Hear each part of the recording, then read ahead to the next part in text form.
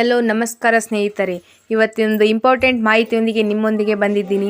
ಅದೇನಪ್ಪ ಅಂತಂದರೆ PM ಕಿಸಾನ್ ಸಮ್ಮಾನ್ ನಿಧಿಯ ಒಂದು ಮಹತ್ವದ ಯೋಜನೆಯ ಕುರಿತು ಕೆಲವೊಂದಿಷ್ಟು ಮಾಹಿತಿಯನ್ನು ತೆಗೆದುಕೊಂಡು ಬಂದಿರ್ತೀನಿ.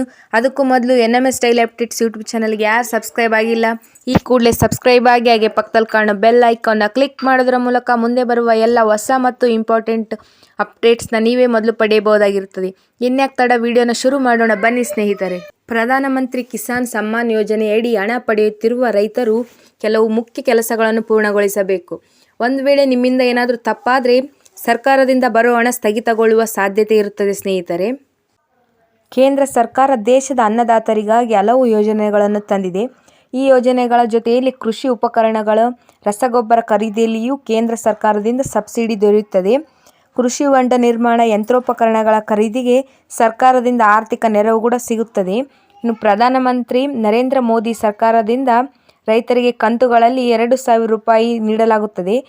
ಈ ಯೋಜನೆಯ ಫಲಾನುಭವಿಗಳಾಗಬೇಕಾದ್ರೆ ಈ 3 ತಪ್ಪುಗಳನ್ನು ನೀವು ಎಂದೆಂದಿಗೂ ಮಾಡಬಾರದು. ಒಂದು ವೇಳೆ ನಿಮ್ಮಿಂದ ತಪ್ಪಾದರೆ ಸರ್ಕಾರದಿಂದ ಬರೋ ಹಣ ಸ್ಥಗಿತಗೊಳ್ಳುವ ಸಾಧ್ಯತೆಗಳಿರುತ್ತದೆ. ಆ 3 ತಪ್ಪುಗಳು ಯಾವುವು ಅಂತ ನೀವು ತಿಳ್ಕೊಬೇಕಾದ್ರೆ ವಿಡಿಯೋನ ಸಂಪೂರ್ಣವಾಗಿ ನೋಡಿ ಸ್ನೇಹಿತರೆ. ದೇಶದ 50% ಜನರು ಕೃಷಿ ಮೇಲೆ ಅವಲಂಬಿತರಾಗಿದ್ದಾರೆ. ಕಳೆದ 4-5 ವರ್ಷಗಳಿಂದ ಕೃಷಿಯತ್ತ ಯುವ ಸಮುದಾಯ ಆಕರ್ಷಿತರಾಗಿದ್ದು ಆಧುನಿಕ ಮತ್ತು ವೈಜ್ಞಾನಿಕ ವಿಧಾನದ ಮೂಲಕ ವ್ಯವಸಾಯ ಮಾಡುತ್ತಿದ್ದಾರೆ.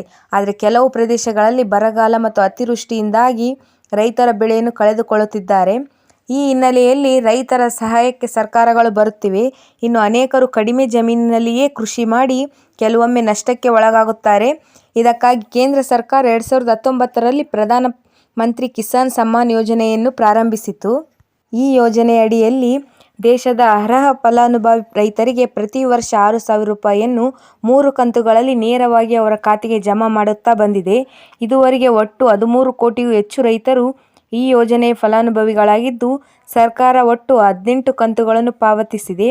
ಈ ಯೋಜನೆಯಡಿ ಹಣ ಪಡೆಯುತ್ತಿರುವ ರೈತರು 2 ಕೆಲಸಗಳನ್ನು ಕಡ್ಡಾಯವಾಗಿ ಪೂರ್ಣಗೊಳಿಸಬೇಕು. ಆದರೆ ನಿರ್ಲಕ್ಷ್ಯದಿಂದ ಈ ತಪ್ಪು ಮಾಡಿದರೆ ಮಾತ್ರ ನಿಮಗೆ ಹಣ ಜಮೆಯಾಗೋದಿಲ್ಲ. ಇನ್ನು ರೈತರು ಮಾಡಬೇಕಾದ ಕೆಲಸಗಳು ಏನಪ್ಪಾ ಅಂದರೆ, ಮೊದಲನೇದಾಗಿ ಪ್ರಧಾನಮಂತ್ರಿ ಕಿಸಾನ್ ಸಮ್ಮಾನ್ ನಿಧಿ ಯೋಜನೆಯಡಿಯಲ್ಲಿ ಆರ್ಥಿಕ ನೆರವು ಪಡೆದುಕೊಳ್ಳುವ ರೈತರು ಬ್ಯಾಂಕ್ ಖಾತೆಯಲ್ಲಿ DBT ಅಂದರೆ ಡೈರೆಕ್ಟ್ ಬೆನಿಫಿಟ್ ಟ್ರಾನ್ಸ್ಫರ್ ಆಯ್ಕೆಯನ್ನು ಆನ್ ಮಾಡಿಸಬೇಕು. ಯಾಕಂದರೆ ಸರ್ಕಾರ DBT ಮೂಲಕ ಮಾತ್ರವೇ ಹಣವನ್ನು ವರ್ಗಾಯಿಸುತ್ತದೆ. ಒಂದು ವೇಳೆ ನಿಮ್ಮ DBT ಸ್ಟೇಟಸ್ ಆಯ್ಕೆ ಆಫ್ ಆಗಿದ್ದರೆ ಹಣ ಜಮೆ ಆಗೋದಿಲ್ಲ. ಮೊದಲು ಹೋಗಿ ಬ್ಯಾಂಕಲ್ಲಿ ಅದನ್ನು ಆನ್ ಮಾಡಿಸಬೇಕು. ಇನ್ನು ಎರಡನೇದಾಗಿ ಮತ್ತೊಂದು ಪ್ರಮುಖ ವಿಷಯ, ಫಲಾನುಭವಿ ರೈತರಿಗೆ KYC ಪೂರ್ಣ ಮಾಡುತ್ತೇವೆ ಎಂಬ ಸೂಚನೆ ಮಾಡಲಾಗಿದೆ. ಆದರೂ ಕೆಲವರು ಈ ಪ್ರಕ್ರಿಯೆಯನ್ನು ಪೂರ್ಣಗೊಳಿಸಿಲ್ಲ.